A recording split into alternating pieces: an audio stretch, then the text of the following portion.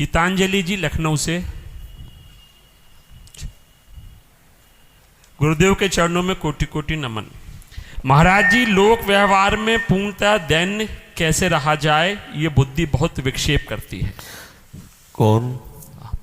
हाँ, ये बुद्धि तभी तक विक्षेप करेगी जब तक आपकी रहेगी। आप जैसे अपने को स्त्री माने हुए हैं, शरीर माने हुए हैं, और जब तक आप अपनी बुद्धि अपने को स्त्री भाव में, शरीर भाव में लगाए तो विक्षेप ही देती रहेगी।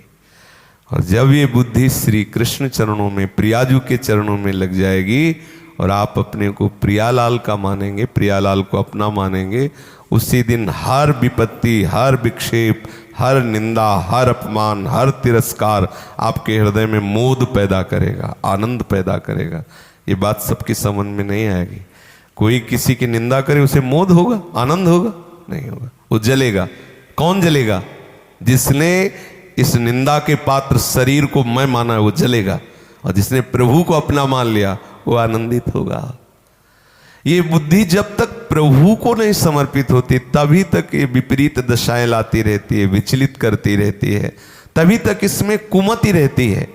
और जिस दिन ये प्रभु को समर्पित हो जाती है तो ये सुमति हंसिनी हो जाती है। ये प्रभु के गुणगण रूपी मोती को चुगती रहती है, बहुत प्रफुल्लित रहती है। हमारी बुद्धि अभी सही पूछो तो प्रभु को समर्पित ना होने के कारण ये ऐसी परिस्थितियां लाती है, ऐसी विचलित होती है।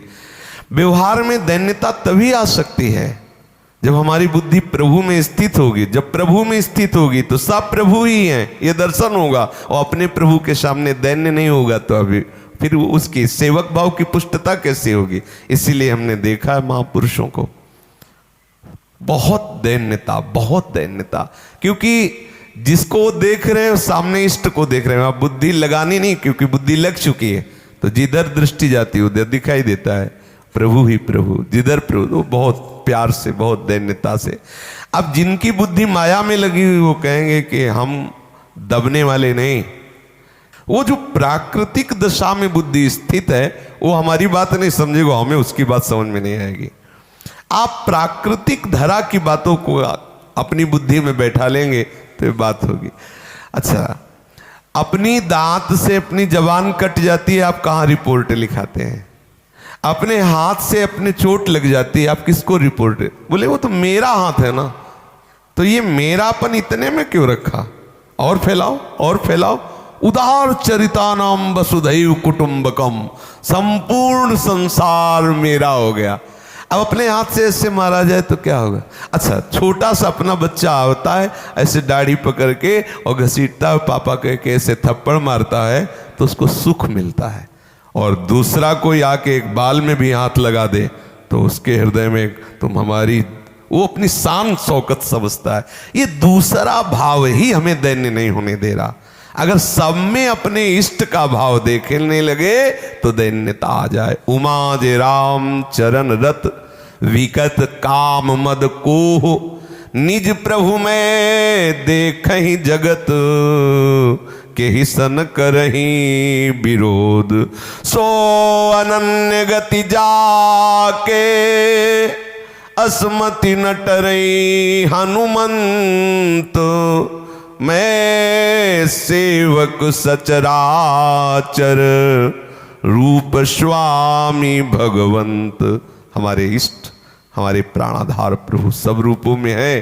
जब ये हम देख रहे हैं तो दैन्यता, और जो दैन्य है उसे प्रभु बहुत प्यार करते हैं, हर रूपों में आके प्यार करते हैं। पर इसके लिए हमें चाहिए खूब नाम जप करें, रसिकों का संग करें, धर्म पूर्वक चले, जो भी कर्म बने वो सब प्रभु की प्रसन्नता के लिए समर्पित करें तो हमारी बुद्धि भी समर्पित हो जाएगी। जिस दिन बुद्धि समर्पित हुई तो उस दिन पहचान है, सब जगह प्रभु दिखाई देंगे। प्रभु कह रहे मय्येव मन आधत्स्व मयि बुद्धिम निवेशय, तो निवसिष्यसि मय्येव अतूर्ध्वम न संशया। यदि तूने मेरे में बुद्धि समर्पित कर दी, मन समर्पित कर दिया, तो तू मेरे में निवास करेगा। मेरे में निवास का मतलब क्या है? यो माम पश्यति सर्वत्र सर्वम च मयि पश्यति तस्याहम न प्रणश्यामि सच में न प्रणश्यति। वो सर्वत्र मुझको देखता है, सबको मेरे में देखता है, मेरे को सब में देखता है। महाआनंद, दूसरा कोई है ही नहीं तो किसके सामने अभिमान करें? वही इष्ट, मेरा प्यारा। समझ रही सखी? जब तक ये भाव नहीं आएगा कि सब मेरे इष्ट हैं, तब तक वास्तविक दैन्यता नहीं आएगी।